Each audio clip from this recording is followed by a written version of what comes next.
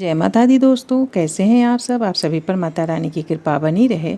चलिए आज सुनते हैं श्री कृष्ण और राधा से जुड़ी हुई एक बड़ी ही सुंदर सी कहानी, जहाँ कृष्ण शाश्वत हैं। श्री कृष्ण भगवान विष्णु के अवतार माने जाते हैं।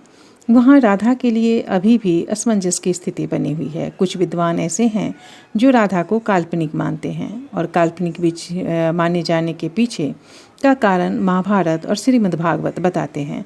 ऐसा माना जाता है कि श्रीमद्भागवत और महाभारत में देवी राधा का जिक्र कहीं नहीं हुआ है।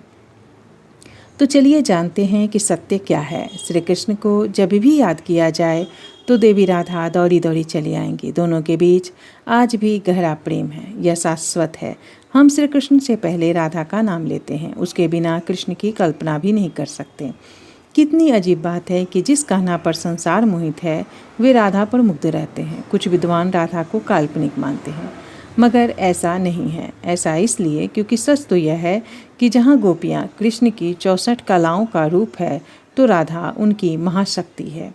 दरअसल कृष्ण की सभी शक्तियाँ इस धरती पर स्त्री रूप में या कहें कि गोपियों के रूप में अवतरित हुईं। पृथ्वी और प्रकृति को भी स्त्री रूप में ही देखा जाता है। स्त्री के सम्मान में ही उनकी बरकत है, इस दुनिया की बरकत है।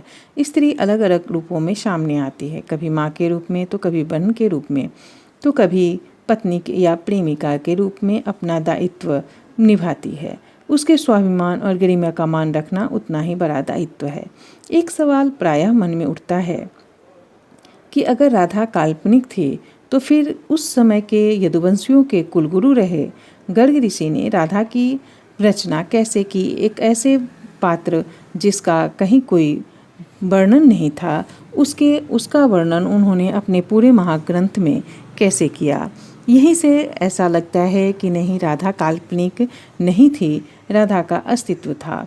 ऐसा माना जाता है कि कुलगुरु रहे गर्ग ऋषि ने जो भी विष्णु पुराण में या श्रीमद्भागवत में जो भी लिखा गया है सूत्र रूप में, उसी को उन्होंने विस्तृत रूप में गर्ग संहिता में लिखा है। यूँ तो श्रीमद्भागवत में ये लिखा गया है कि श्री कृष्ण की आह्लादनी शक्तियाँ ही कृष्ण अपनी आत्मिक शक्तियों से ही गोपियों का निर्माण करते थे, लेकिन उसमें जो विशिष्ट गोपी थी वह राधा थी। और उसी का वर्णन कुलगुरु गर्ग ऋषि ने अपनी रचना गर्ग संहिता में बहुत ही विस्तृत रूप से की है। तो ये मानना संभव नहीं है कि राधा एक काल्पनिक चरित्र है।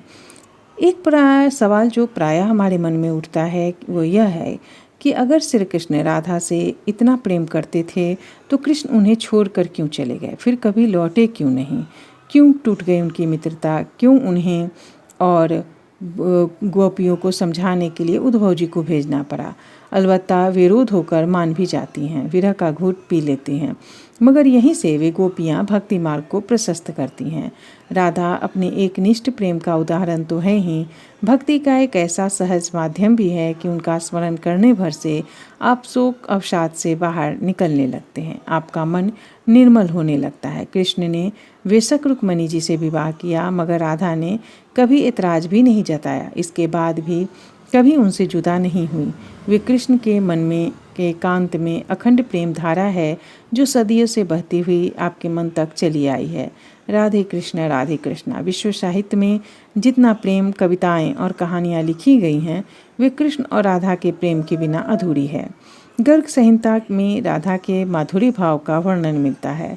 यह संहिता गर्ग मुनि ने लिखी थी जो यदुवंशियों के कुलगुरु थे। इसीलिए कहा जाता है कि राधा कृष्ण का प्रेम चित्रण काल्पनिक नहीं हो सकता। यह उतना ही सत्य है जितना कि आपके मन में उमड़ा हुआ उनके प्रति प्रेम भाव। श्री कृष्ण वादे के पक्के माने जाते हैं। उन्होंने कहा था कि वे लौट कर आएंगे, मगर वे कभी नहीं आए राधा से मिलने। ऐसा क्यों हुआ और फिर क्या हुआ था राधा का, यह सवाल हम सबके मन में उठता है। कितने दिन, कितने महीने, कितने बरस बीत गए। यमुना किनारे बैठी राधा वर्षों बरस याद करती रही कान्हा को। अब तो उन्हें लगता था कि यमुना राधा के आंसू के रूप में आज भी बह रही है।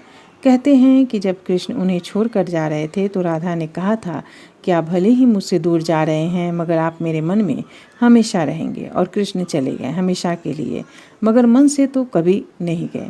वे अपना दिल राधा के पास ही छोड़ गए। उनके बीच अटूट प्रेम बचा रहा। दिव्य कृष्ण और उनकी अनन्य भक्त राधा के प्रेम को समझना हो तो 12वीं शताब्दी में जयदेव का लिखा गीत गोविंद अवश्य पढ़िए।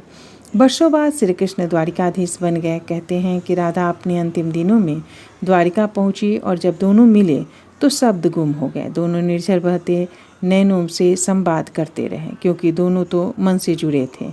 मगर वहाँ पास रहकर भी वह सुख नहीं मिला जो वियोग में उन्हें कृष्ण को रूहानी रूप से पास पाकर महसूस होता था। कहते हैं कि कुछ समय बाद कान्हा के पास रहने के बाद राधा जी लौट गईं। रास्ते में कुछ तय नहीं था कि वे अब कहाँ जाएंगी। वे अकेला महसूस कर रही थीं। अंतिम दिनों में बेहद ही कमज़ोर हो गई थीं और इसके बाद श्री कृष्ण ने अपना वादा निभाया। वे अचानक राधा के सामने आ गए और पूछा, बोलो राधा, तुम्हें क्या चाहिए? मगर उनका जवाब था, तुमसे मुझे अब कुछ नहीं चाहिए। बार बार कान्हा के पूछने पर राधा बोली, अंतिम समय में मुझे अपनी बांसुरी की वो धुन सुना दो कन्हैया। इस पर कृष्ण ने उनकी अंतिम इच्छा पूरी की। उन्होंने अपनी बांसुरी से राधा को वह धुन सुनाई जो उन्हें बेहद प्रिय थी। दोपहर से रात हो गई, बांसुरी कृष्ण बजाते रहे। किंवदंती है कि इसके बाद राधा जी ने अपना देह त्याग दिया और श्री कृष्ण में सदा सदा के लिए विलीन हो गई। शोक में डूबे हुए श्री कृष्ण ने उसी वक्त बांसुरी तोड़ दी और उसे झाड़ियों में फेंक दिया। कहते हैं कि उसके बाद वहाँ कभी उन्होंने बांसुरी नहीं बजाई। आखिर किसके लिए बजाते? प्रेम का जो समापन हो चुका था। यही प्रेम है, अपने प्रिय के मन में विलीन हो जाना ही सच्चा प्रेम है। जहाँ भोग नहीं है, वियोग में है। कृष्ण ने सत्यभामा और रुक्मिणी को ऐश्वर्य का सुख निःसंदेह दिया, मगर अलौकिक प्रेम का सुख सिर्फ और सिर्फ राधा को ही मिला। ऐसे प्रेम को साधने की शक्ति होनी चाहिए। राधा और कृष्ण आपके मन में ही है। हर मन प्रेममय हो, हर मन राधामय हो, हर मन कृष्णमय हो। आज यही मंगल कामना के साथ जय श्री कृष्ण। राधे राधे।